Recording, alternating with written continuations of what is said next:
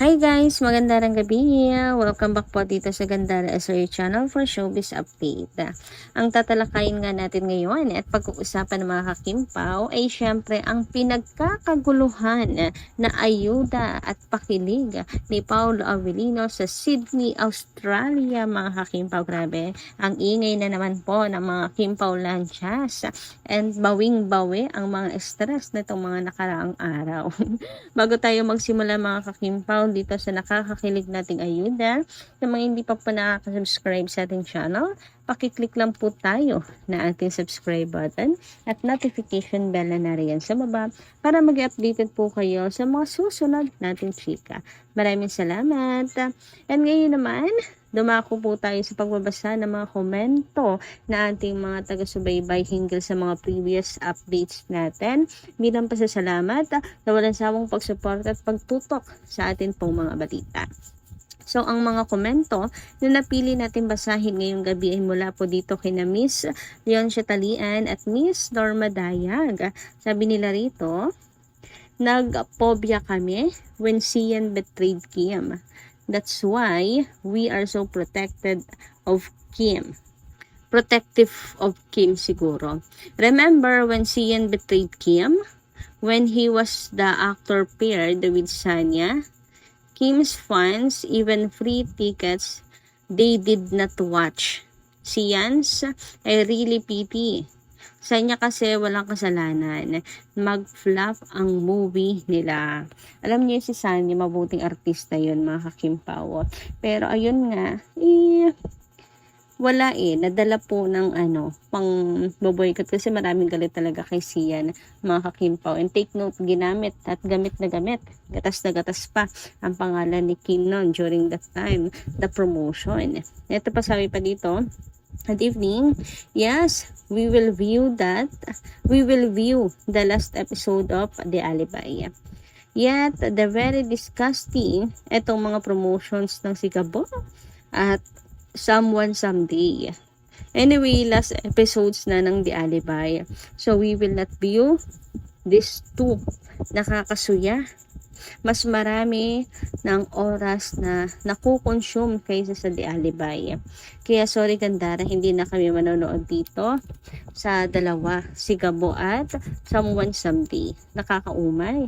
God bless us all, especially to KP and you, Gandara, so with your family. Thank you so much, Miss Norma Dayag at Miss Leon Chatalian sa inyong comment.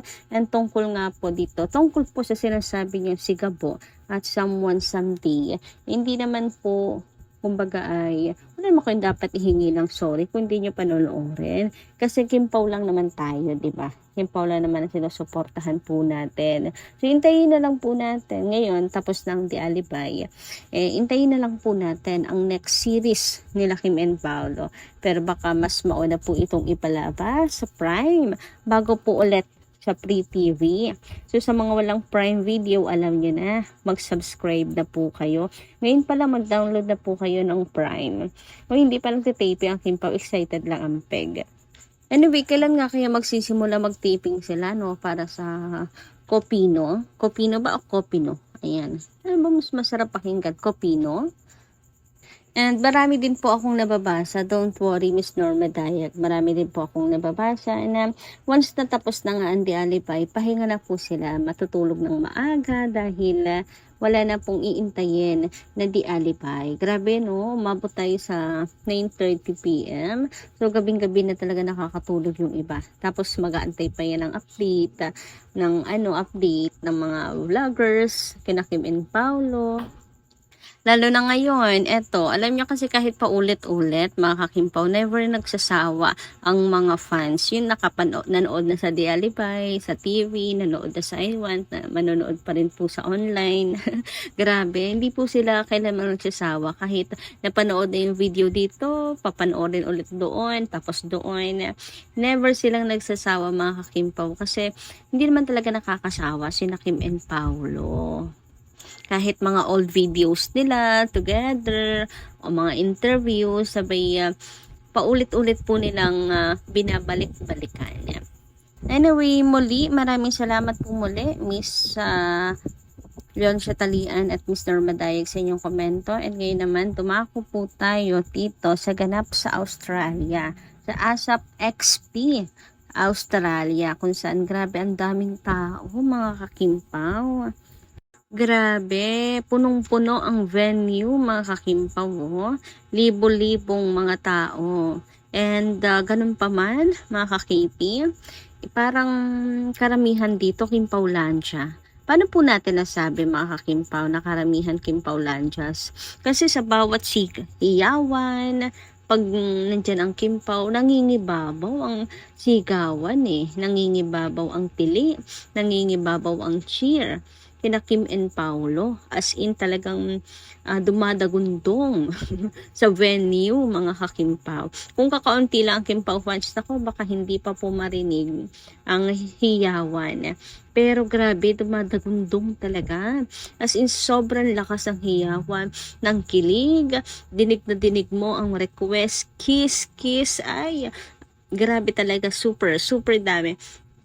Talagang karamihan po ay Kimpaw fans.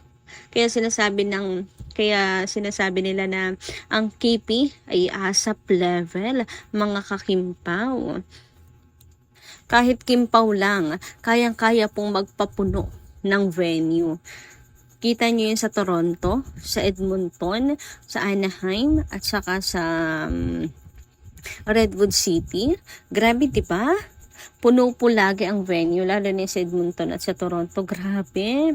Super, ang laki ng venue nun Ang laki ng venue, pero punong-puno ng mga tao. And hindi lamang po kapwa natin Pilipino ang pumupunta, even mga taga-ibang bansa, no? Even mga friends nila na ibang lahi, talagang pumupunta po at nakikinood. Sikat talaga sina Kim and Paulo. Lalo na sa concert nila na yun. Naku, masasabi natin Kimbaw talaga ang pinunta. Kasi Kimpaw lang naman po ang nandun sa concert, diba? Tsaka si Carmel plus the host. Dito sa ASAP, marami pong artista. Maraming artista. So, magtitipon-tipon talaga bawat fans. Pero grabe yung hiyawan ng mga tao. Pagdating sa Kimpaw. As in, nangingibabaw. Kaya super proud na proud ako kay Kim and Paulo. Kahit saan mo dalhin talaga, mga kakipi, nangingibabaw. Nagsha-shine si Kim and Paulo. Lalo na nung nagtaas ng kamay, si Pau, mga kakimpaw, grabe. Sabi kasi ni Pau, sino dito may mga dalang jowa? Nagtaas ba naman ang kamay si Paulo? Kaya grabe ang hiyawan, ang sigawan, ang kilig, as in himlay malala, mga kakimpaw, sa sobrang kilig kina Kim and Paulo. May pagtaas kasi ng kamay. Anong ibig sabihin mo doon? Anong ibig sabihin mo doon? Pau, dala mo yung jowa mo, katabi mo na kasi. Charot. Anyway, si Kim naman pinipigilan po ang kanyang kilig as always naman, kasi si Kim nga hindi naman po siya malantod. Sakto lang, mga kakimpaw, sakto lang yung genuine kilig, ganun. Pinipigilan pa nga ni Kim sabi pa nga ni Kim doon, itago mo muna.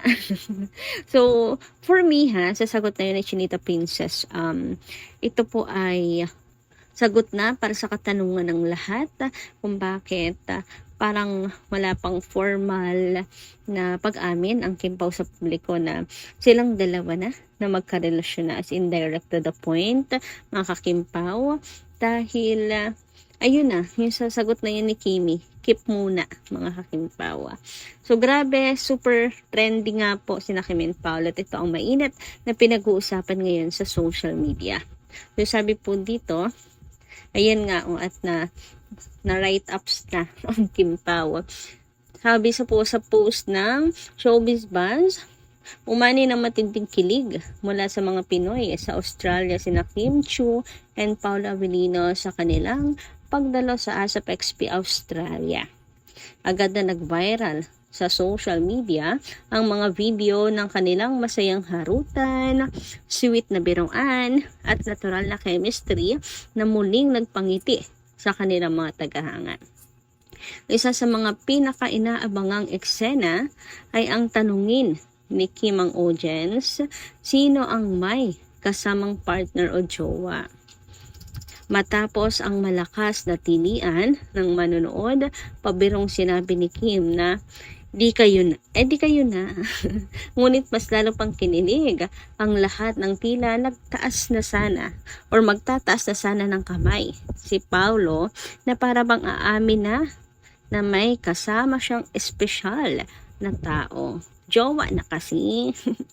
Biro pa ni Pau, magre-raise sana ako ng kamay na sinabayan ng kanyang makahulugang ngiti. Napangiti rin si Kim sa naging hirit ng aktor bago ito pabirong sumagot na itago mo muna yan. Dahil dito, lalong umugong ang sigawan ng audience at nagtrending ang naturang eksena sa social media. Marami sa Kim Pao fans na nagbigay ng kanilang reaksyon at sinabing tila mas komportable at mas malaya ang dalawa kapag nasa ibang bansa.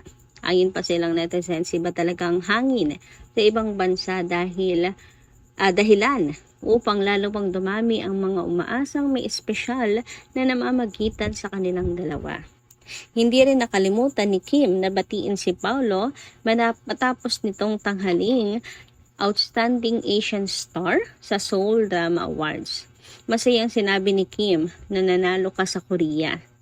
Samantala, nagpapasalamat naman si Paulo sa lahat ng sumusuporta sa kanila. Maraming salamat. Nagpapasalamat kami ni Kim sa suporta na ibinigay ninyo, lalo na sa Kim Pao fans all around the world. Ani ng aktor. Sa pagtatapos ng kanilang performance, inawit ng dalawa ang Huwag na Tayong Umuwi. Huwag na muna pala, may muna nga naman. Huwag muna tayong umuwi, na lalong bumagay sa masayang atmosphere ng event. Pabirong sinabi ni Paulo kay Kim na huwag muna itong umuwi at nagtanong sa audience kung saan magandang mag-date or mag-dinner. Agad naman sumagot ng ilang fans na sa bahay na lang nila at sila na ang bahala sa dinner date nilang dalawa. Bagay na lalo pang nagpasaya at nagpakilig sa mga Kim Pao supporters. Yun lang po muna guys ang ating update ngayong gabing ito. Maraming salamat po sa inyong pakikinig. And kita-kits po tayo muli sa mga susunod nating chika. Maraming salamat at ingat po kayo palagi.